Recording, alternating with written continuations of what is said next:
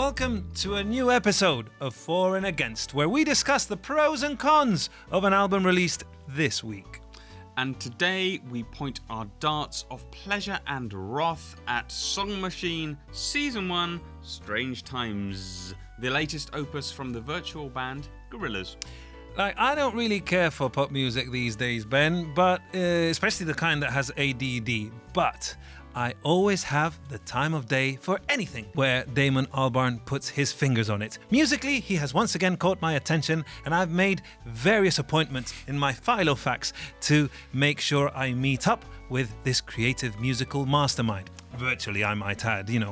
We have a very one-sided relationship, Damon and I, where I play his records whenever I want, and he sings through my speakers. He's like my servant. Damon, sing. And man, I absolutely love his childlike way with playful melancholy. With every album, the adult-oriented ballyhoo spirit stands out, keeping things fun and fresh. Albarn, who is a 52-year-old officer of the Order of the British Empire, never stops having fun like a boy in a bedroom with the best toys and accompanied by some of the most charismatic voices in the world. He's like the Kofi Annan of cross-genre global music, and this formula of putting every flavour in the trifle still works after 20 years. Now, it works. I like it. I like Gorillaz. I'm a fan of Gorillaz. I've seen them live on many occasions, but this very long-named album doesn't quite do it for me, and that is why I think I may be sitting on the side of the field that says against rather than on the beautiful for valley of flowers, because there are some great guests here. You look at the track list, you think, oh, Robert Smith, Beck, this is going to be brilliant. You look at the collaborations they put together, Elton John and Black, but rarely does it add up to more than the sum of the parts. There's none of that particular magic. You know that magic that Gorillaz have when they put together two wildly unlikely different things and they come up with three from their 1+1. There isn't quite any of that. There are some great songs. Désolé is a great song, but is there that one moment where you just sit back and wonder in awe at what Gorillaz has done? I would contend that there is not. Well, I mean, it can't be easy, getting some of the world's biggest stars to sing and play on records, unless you're Damon Albarn, as you said, Beck, Robert Smith, Elton John. They all bring their cachet, although some of them do seem to phone it in a bit. I'll give you that. It's the young'uns and the lesser-known legends that keep things exciting. I mean, he's roped in Lee John from soul trio Imagination to sing on Poolslide So Disco tune The Lost Chord, which is a brilliant idea. Chalk Tablet Towers with St. Vincent is perfectly fitting for her pop corset, although I did miss a bit of a guitar part on her behalf. People forget she's as much of a shredder as Jack White.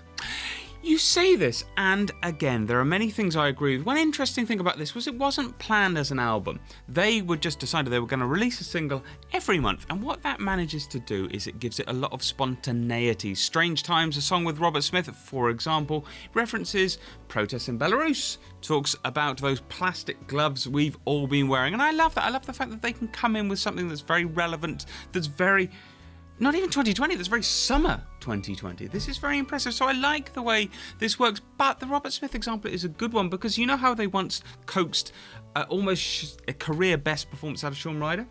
Yes, on Dare. Would you say this is the best of Robert Smith? Oh, definitely not.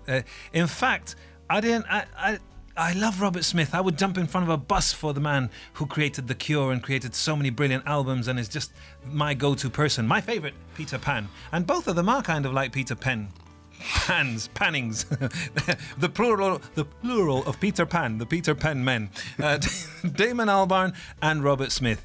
Two guys who have similar kind of upbringings. They both get famously well They both get on famously well with their parents. They both grew up in suburban villages outside of London.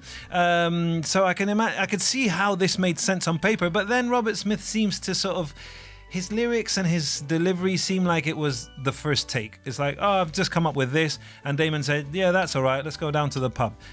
But once Damon adds his flourishes and his little keyboard parts on that song, which opens the album, magic does start to happen. In fact, it reminded me a little bit of the synth texture on Love Song by The Cure. So that, Damon comes to the rescue here. He puts all these wonderful players in a room. Sometimes there's magic, sometimes it falls a little bit weak, but you can always trust him or the Gorillaz or Murdoch, Noodle, if you want to believe that these characters are real. Let's give in to the role playing. Yes, a bit of magic does tend to happen. Yeah. Now, firstly, we're going to have to apologise to the denizens of Colchester and Crawley for calling them villages. I've been to both, and they're actually quite large.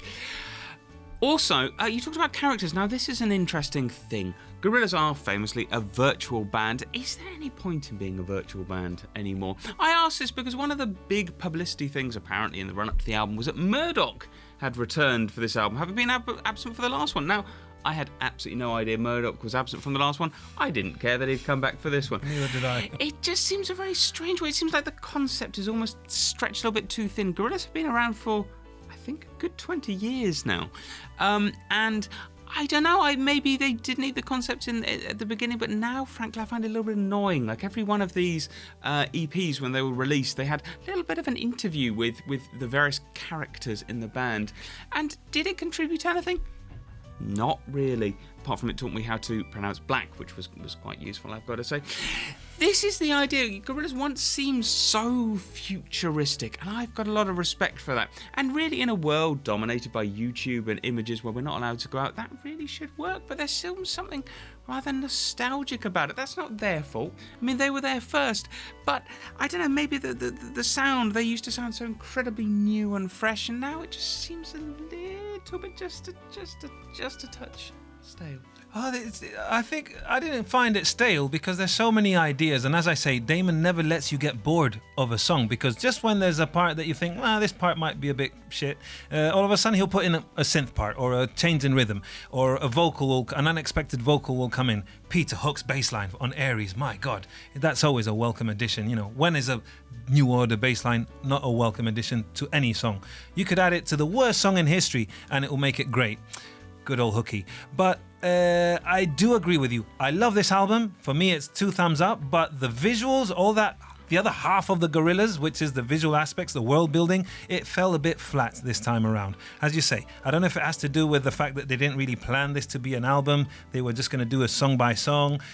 COVID has broken everyone's plans. But you'd think, if there was ever a time to focus more on animation and not put people together physically in a room, not have to have real video shoots because of this whole pandemic, you'd think it was Jamie Hewlett's turn to really shine. This is an artist who cites the great French artist Moebius as his key influence. So what's he doing? Just sort of drawing the characters and they're mixing these really sort of amateurish videos, amateurish in the lazy sense of the word, not like that sort of nice DIY kind of thing. It just feels a bit half-baked on half of the band's input, which is Jamie Hewlett's part. So in that sense, it brings my punctuation a little bit down, even though I'm very much for the music. So I liked a lot of this, but someone's got to be against, and that's going to be me. I found it something of a disappointment compared to albums such as Plastic Beach. It's less Gorillaz in the Mist, more Gorillaz in the Must Improve a little bit. Very good, Ben. I can't beat that one. What did you think of the new Gorillaz? Not just the album, the whole Gorillaz worldview this time around. Please let us know in the comments section, and make sure you tune in to the weekly review every week on RPS.